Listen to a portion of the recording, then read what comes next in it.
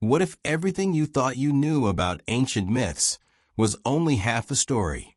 Behind the legends of gods, monsters, and forgotten worlds lies a hidden truth, buried by time, rewritten by power, and dismissed as fantasy.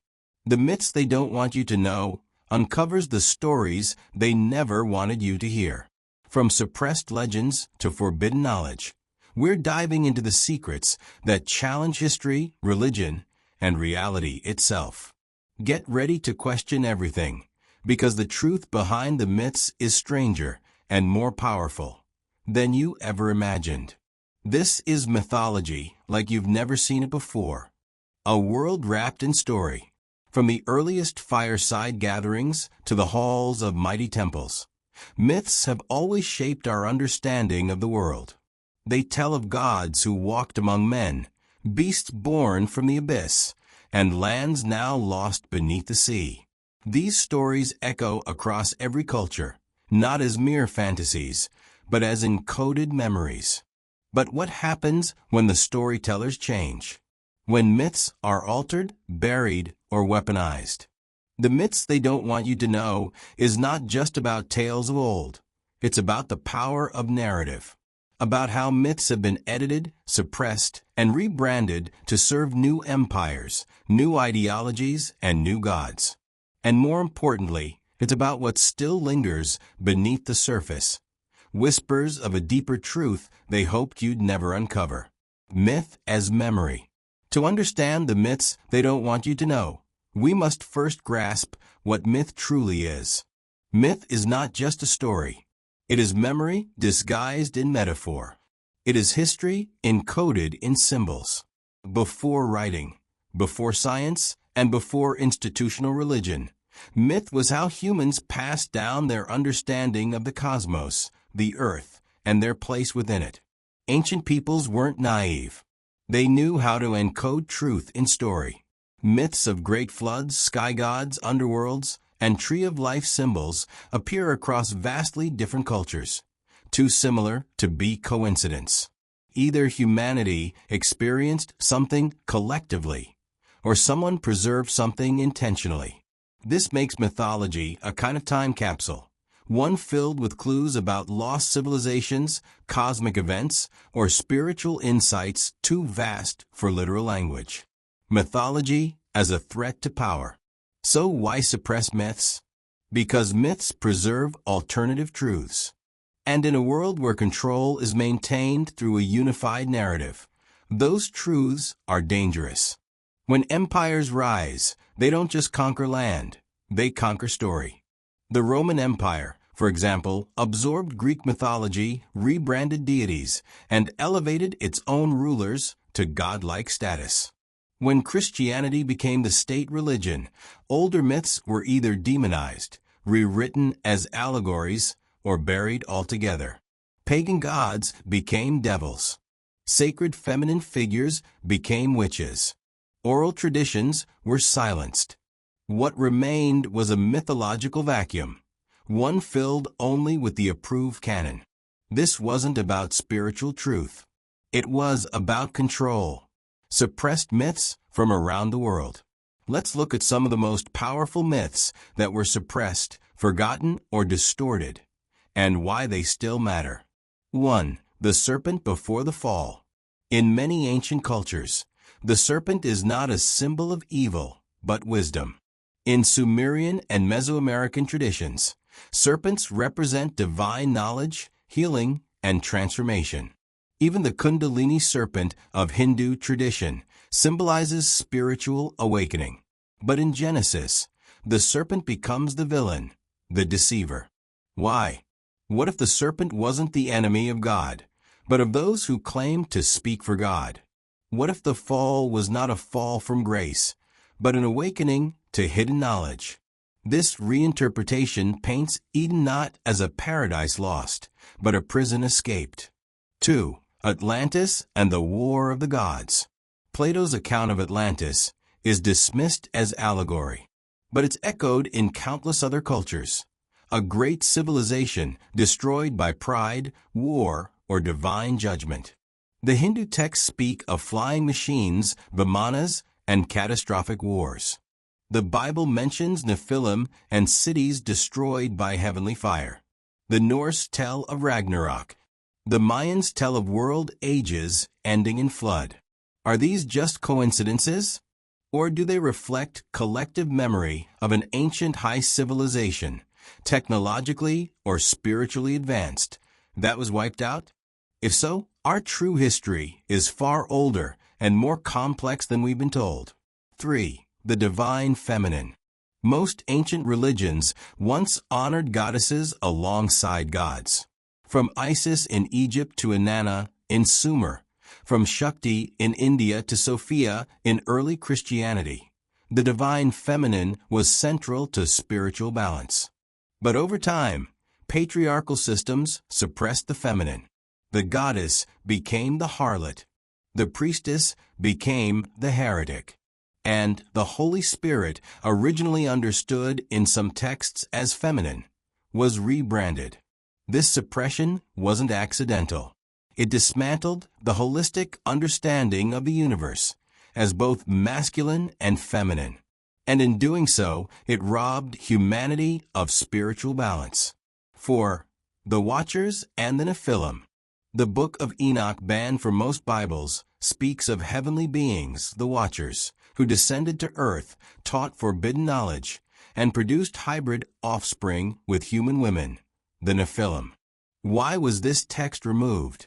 Because it contradicts the sanitized version of spiritual history. It introduces the idea of non-human intelligences interfering with human destiny. Some read these accounts literally, as ancient alien contact. Others see them symbolically. Either way, the myth raises uncomfortable questions about the origin of human knowledge and whether we were truly alone in our beginnings. 5. The Tower of Babel and Lost Unity. The story of Babel is often seen as a punishment for human pride. But what if it's a metaphor for the fragmentation of a once unified human culture? Many ancient myths speak of a golden age where humanity lived in harmony with nature and the cosmos. Babel may represent the moment that unity broke, when language, purpose, and understanding fractured. If we once spoke a universal spiritual language, then perhaps mythology is the scattered remnants of that original truth. Myth, science, and the forbidden middle. In modern times, myth is dismissed as superstition, and science elevated as the sole path to truth. But ancient myths often anticipated scientific realities. The world egg in creation myths resembles the Big Bang. Flood myths align with post-glacial sea level rise. Descriptions of cosmic cycles match astronomical precession. What if myth and science are not opposites, but different lenses on the same truth? What if the ancients encoded science in story because it was the only form that could survive time? And what if modern institutions fear that fusion because it challenges both religious dogma and scientific materialism, mythology and the human psyche? The psychologist Carl Jung argued that myths are archetypes, symbols emerging from the collective unconscious. This means myths aren't just about history, they're about us. They are the language of the soul. When myths are suppressed, we lose access to that inner map. Depression, disconnection, and spiritual numbness increase. Because we no longer know the stories that explain who we are. The myths they don't want you to know are the ones that can wake you up. Why it matters today. This isn't just about old stories. This is about reclaiming lost knowledge, spiritual autonomy, and cultural memory. Here's why it matters now more than ever. Decolonizing the sacred. Many indigenous myths were labeled primitive or pagan by colonial powers. Yet these myths hold ecological wisdom, communal values, and spiritual truths needed in our time of crisis. Healing religious trauma. Myths can offer new ways of understanding the divine, free from fear, guilt, and hierarchy. Restoring human purpose. Myths remind us we are not cogs in a machine. We are part of a cosmic story. Bridging the divide, mythology can reconnect science and spirit, reason and wonder, earth and sky. The greatest trick ever played was convincing the world that myths are lies. We've been taught to see mythology as a relic of the past, superstitions, exaggerations, or imaginative tales invented by primitive minds trying to make sense of their world. In school, myths are shelved next to fairy tales. In church, they're labeled as pagan errors. In science, they're dismissed as pre-modern ignorance. But what if we've been lied to? What if mythology is not the opposite of truth, but a vessel for it? What if myths were never meant to deceive, but to reveal, only in a language too deep for literal words? This is the story of the truth beneath the lie. The real purpose of myth. To call something a myth today is to say it's false. But in ancient times, the word mythos meant something different. It referred to a sacred narrative, a story that conveyed timeless truths about the human condition, the cosmos, the divine, and the mysteries in between. Myths were not invented. They were received. They were not random. They were structured. They were not entertainment. They were initiation. In the absence of microscopes, satellites, or printing presses, myths were the operating system of the soul. They encoded spiritual truths, natural cycles, moral lessons, and cosmological knowledge. And because they were passed down through story, dance, symbol, and ritual, they were accessible to the mind and the heart. Myth as mirror. Myths are mirrors, not illusions. They reflect the inner terrain of human experience, the struggle between good and evil, the longing for immortality, the journey of the soul through trial and transformation. That's why similar myths arise in cultures that never interacted.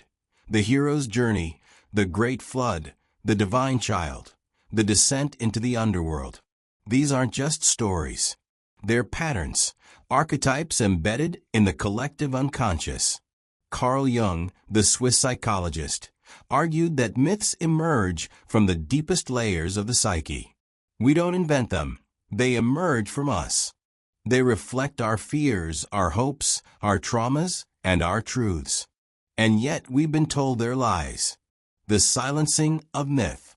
Why? Because myth has power. And power, real power, threatens control. When empires and institutions arose, they didn't just conquer territory. They conquered meaning. The old myths were either absorbed, rewritten, or destroyed. Priests replaced shamans. Doctrine replaced symbol. Literalism replaced mystery. Take the serpent, once a symbol of wisdom, healing, and transformation in cultures from India to Egypt. In the Genesis narrative, it becomes the villain, a deceiver. The feminine divine, once central to countless cosmologies, is erased or demonized.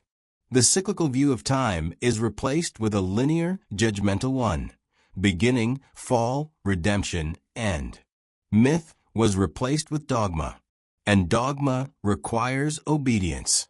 So myths became pagan. Ancient gods became false. Sacred narratives became lies. And the mirror was shattered. When history feels hollow. The official version of history tells us we rose from caves, invented language, discovered fire, and slowly climbed into modern civilization. But this version often feels hollow. Why do nearly all cultures have myths of a golden age, followed by a fall or catastrophe? Why do flood myths appear in hundreds of traditions, from Mesopotamia to China to the Americas? Why do ancient texts speak of knowledge given by sky beings or gods from the stars? We're told it's all coincidence, all imagination. But what if it's memory? What if myth preserves a forgotten history, one that doesn't fit within the boundaries of approved science or sanctioned religion? When religion feels rigid. Religions once drew deeply from the mythic well. But over time, many hardened into systems of control. The fluid language of symbol was replaced with rigid categories: believer or unbeliever, saved or damned, sacred or profane. Yet the ancient stories beneath religion still whisper. In Christianity, Christ is the dying and rising God, a pattern seen in Osiris, Dionysus, and Tammuz. In Islam, the night journey of the Prophet Muhammad reflects the mystical ascent found in shamanic traditions. In Hinduism, avatars descend to restore balance, echoing the archetype of the world savior. Religion, at its best, is myth come alive, symbol made flesh. At its worst, it suppresses the very myths that gave it birth. The myths they buried. Let's look at a few examples of myths that were buried, not because they were false, but because they were too true. 1. The Great Mother. Nearly all ancient cultures once worshipped a mother goddess, the divine feminine source of life, fertility, and wisdom. From Isis in Egypt to Shakti in India, she was revered as the womb of creation. But patriarchal systems replaced her with sky fathers and warrior gods. The sacred feminine was turned into Eve the sinner, Lilith the demon, or Mary the virgin, stripped of her power. The myth of the Great Mother wasn't false. It was threatening because it honored creation, earth intuition, and emotional intelligence, and that threatened systems built on hierarchy and control. 2. The Lost Civilizations. Myths speak of Atlantis, Lemuria, and other advanced civilizations lost to time. These stories are dismissed as fantasy, but ancient maps, underwater ruins, and out-of-place artifacts suggest humanity may have had a far older, more complex past. Why suppress this? Because it challenges the idea of linear progress. It suggests that civilization may fall as easily as it rises. That knowledge can be lost. That memory can be erased. And that perhaps we are not the pinnacle, but the repeat. 3. The trickster figure. The trickster, Loki, Hermes, Anansi, Coyote, disrupts order, breaks rules, and upends expectations. Tricksters are not evil. They are chaotic good. They reveal hidden truths by violating surface appearances. In many traditions, the trickster was central, not just a clown, but a revealer. Modern systems suppress the trickster myth because it encourages questioning, rebellion, and the breaking of false idols. But the trickster remains. In satire, in art, in resistance. He reminds us that sometimes the lie wears a suit, and the truth wears a mask. The lantern in the dark. So what do we do when the world feels unstable, when the narratives feel fake, when we hunger for something real? We turn to mythology, not as children seeking stories, but as seekers craving symbols. In a time of existential crisis, ecological collapse, spiritual emptiness, and political theater, mythology offers something deeper. Not answers, but meaning. Not certainty, but direction. Not dogma, but dialogue. Mythology is the lantern in the dark, not because it tells us what to think, but because it teaches us how to see. It speaks to the intuitive, poetic, symbolic part of the mind that modern life tries to starve. Rediscovering the myths within. To reclaim myth is not just to read old stories. It's to rediscover your own story. Every person lives a myth. Every soul undergoes a hero's journey, leaving home, facing trials, encountering mentors, confronting death, and returning transformed. When we ignore myth, life feels random. But when we live mythically, life becomes a sacred quest. Ask yourself, what dragons am I meant to face? What inner treasure am I protecting? What wounds have become my teachers? You are not a consumer in an economy. You are not a sinner in shame. You are a soul on a journey, and the myths remember you, even if you have forgotten them. The truth that still lives. So what is the truth beneath the lie? It is this, that myths were never lies. They were lanterns. And those who extinguished them did so not to protect us, but to control us. They replaced poetry with prose, ritual with routine, mystery with morality. And in doing so, they shrank the human spirit. But myths never die. They go underground. They surface in dreams, symbols, and the whispering of the soul. The serpent returns. The goddess awakens. The hero rises. The world is reborn, because the truth cannot be buried forever. Final thoughts. Are you ready to remember? The greatest trick ever played was convincing the world that myths are lies. But the real danger is forgetting that they are mirrors, reflecting what we fear to face and what we dare to become. When the official story doesn't make sense, when religion feels rigid, when history feels hollow, mythology becomes your compass, not to escape the world, but to see it clearly. The story's still live. The truth still pulses beneath the lie. And the myth you thought was dead is the path waiting to be walked. The only question is, are you ready to remember? What if the myths weren't just stories, but clues? As we peel back the layers of legend, we find echoes of truths too dangerous for the powerful to preserve. These weren't just bedtime tales. They were warnings, maps, and memories. Now it's up to us to listen. If this journey opened your eyes, don't stop here. Like, share, and subscribe for more hidden histories and ancient truths they don't want you to uncover. The past is whispering. Are you ready to hear more? Because the myths they don't want you to know may just hold the keys to who we really are.